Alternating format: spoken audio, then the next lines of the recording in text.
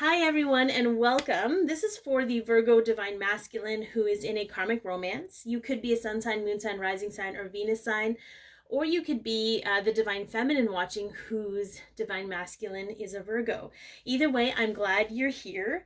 And I'm thankful for you tuning in. So it is a generalized reading. Take what resonates, leave the rest. Some of it might be for you, some of it might be for someone else. If you like Twinflame videos and you like Virgo videos, I highly suggest you hit the subscribe button with the bell so that you can be notified when I post new videos. This is a unique video series, and so my spiel's a little bit longer in them because there could be some kind of emotional trigger or emotional reactions. If you're looking for someone to trash the Divine Masculine or their karmic person, this is not going to be that video, and I don't want to disappoint, so I'm going to give you a heads up now. But if you choose to stay, know that everything is channeled from a place of love and to create awareness for you and your connection, to help you understand the purpose of this relationship in both of your lives. I believe the karmic person is here to teach the Divine Masculine and the Divine Feminine lessons in their growth and ascension. Okay. And while I'm not here to tell you you have to like the person or condone who they're choosing to be, I'm here to tell you that the emotional reaction you have to them can help you identify your own wounds. And if they're going to be in your peripheral, you might as well use what they're giving you. So without further ado, let's take a look at what is going on in the Divine Masculines, the Virgo Divine Masculines karmic relationship. Okay, so what is the current energy? I apologize too if the screen is crooked. I've tried with every video to make it straight. It just is not meant to be straight. Oh yeah, so we have healing begins. Okay, the current energy, there's something healing, and when a karmic relationship heals, you guys, it doesn't mean it goes another bout on the merry-go-round. It means that it's finalizing. Okay, it means that so what happens is, I don't know, I haven't explained this in every video, but here we are. What happens is when two people enter a karmic relationship where karma needs to balance, all right, they're drawn together, they come together, they do whatever, things are really great. And when the karma is balanced between the two of them, maybe it's a certain action that had to happen, a certain level of commitment, a certain financial transaction, something, what happens is the energy between the two of them shifts and it creates a toxicity between them. And then what happens is when the relationship ends or starts to end, it starts to heal the toxicity so you don't take it with you when you leave to your next relationship, predominantly with your divine counterpart, if that's in the cards at that moment. Okay, so I do feel like if they're still in the relationship, or they've just recently separated from the relationship, or they're starting to separate from the relationship, it's because the relationship has started to heal, in the sense that it can be like this conscious uncoupling type energy is what I'm getting. How is the Divine Masculine seeing the situation? This came up with Leo too. So we have Master, like, see how the heart's in a cage? All right. Controlled love, controlled scenario. But we also have 2 6s. So it is, I feel like, especially with this 1 and this 5, changing how the Divine Masculine sees love, changing how they experience love as an individual, changing how they want to experience love, right? Creating that change themselves to not continually have to lock up their heart. There is an unsafe energy here, so maybe they felt they couldn't open up their heart to their karmic person. Let's see how they're viewing their karmic person. Yeah, this has come up a lot too. Not this particular card, okay? But just a very dominant karmic partner. So whether they're female or male, it doesn't matter. But I feel like a lot of the karmic partners that are quote unquote dominant are so because they're passive aggressive or they're mean. And I don't care what anyone says. The Divine Masculine is actually very sensitive inside, okay? So they don't deal well with that kind of stuff, so they avoid it.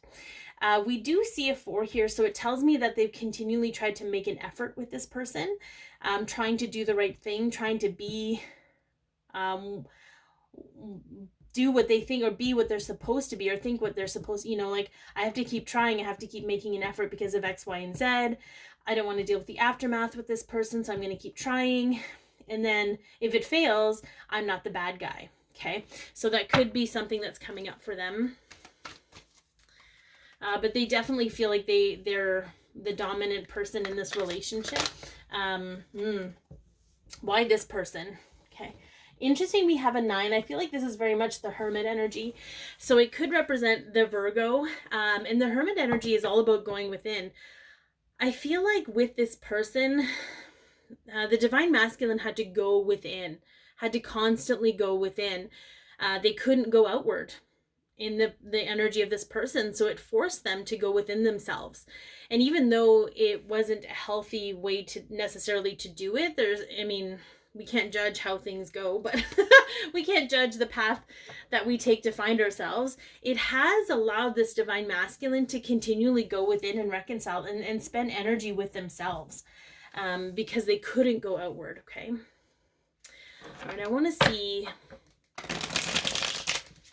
Whoops. These little holders are lightweight. Just blowing love over.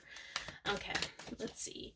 I want to see what lessons and such are being healed. I think we kind of talked about that. Yeah, we have the Tower. What I love about this particular Tower card is the Tower is like completely blown up, but you notice the smirk on her face. She's like, yeah, I did that. I 100% did that to myself. And then we have the Wheel of Fate, and then we have the 7 of Wands. I think this is an interesting energy because I feel like there's a belief around thinking I can just force things to happen and they're going to happen the way I want them to. But there's a stubbornness about that because what they think they want isn't actually in alignment with what's truly best, or what their ego thinks they want and what their soul wants are two very different things. So there's this reconciliation of forcing things. It's almost like I'm going to continue to try in this relationship and I'm going to try and force it to work out, but it's just not meant to work out. So the wheel, trying to force the wheel to land on a certain spot, trying to, and there's this defensive energy of just being like, so what I'm getting from this, very interesting. It's almost like that kid that's constantly trying to prove that they're capable, because maybe they had a parent that was like, I told you so, right? I feel like that could also be the energy here. They don't want to be seen as a failure, so they want to try and control everything, even the destruction. Like there has to be, so they might be guided. Part of the big lesson for them is to relinquish control and stop trying to control an outcome and stop trying to prove themselves, because all they're doing is caging their heart and they're not being able to really, let that light shine. They're kind of hermiting a lot.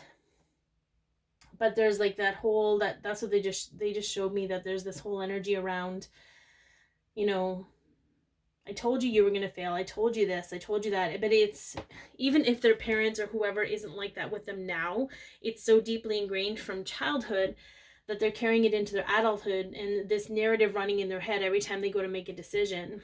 They're trying to force certain things or trying to control things. So very, very interesting and a hard lesson to learn sometimes, but they are learning it. It's coming up because it's something that they're going through. So, all right, what is it? What's coming up, or what's showing up for the Divine Feminine in regards to this karmic partner? We got some scrappiness here, wanting to duke it out with that person, right? That person might be your enemy. We all kind of feel like that a bit. I think we have 3 of Wands.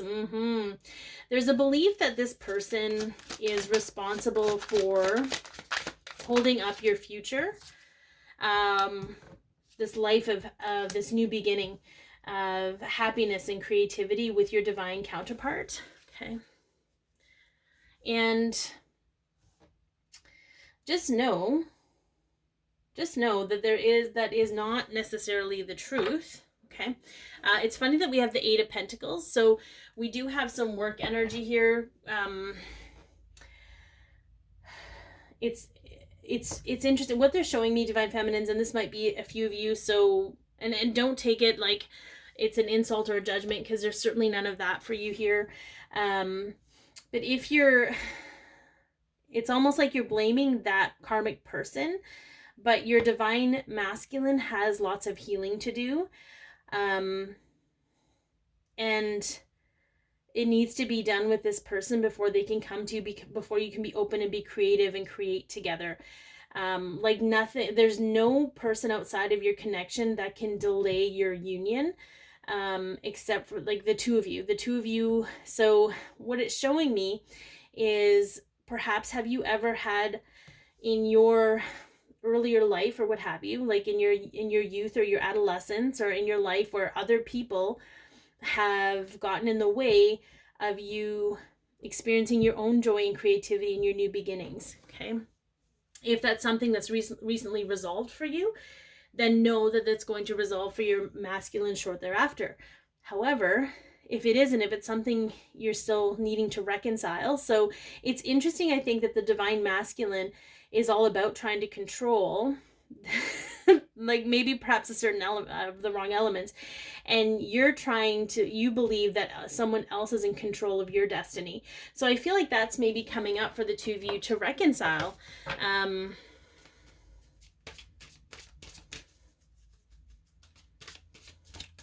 Before you can see clearly, is what I'm saying. See through the smoke. Interesting. That's so interesting. Okay. All right. So we have, what are you both guided to do in this moment? And we have choices. And 8 is the number of empowerment. So is the choice that you're making, okay? And choices come from more than just a decision to do or not do something. A choice comes from, okay, I'm going to feed this belief, or I'm going to reconcile this belief and open up to something else, right? So your choices can either empower you or disempower you. Are your choices empowering you? Are your choices disempowering you? So even if your divine masculine is no longer with this other person, there's still some healing that has to happen around their need to control certain things. And it could be maybe their Virgo energy, I'm not sure. But what you can do, Divine Feminines, is start to recognize how in charge you are and how empowered you are to make the choices you need in your life to start creating that daily energy for yourself. So I hope that this has helped, guys. Be your peace, love yourself, share your light, and have an amazing day.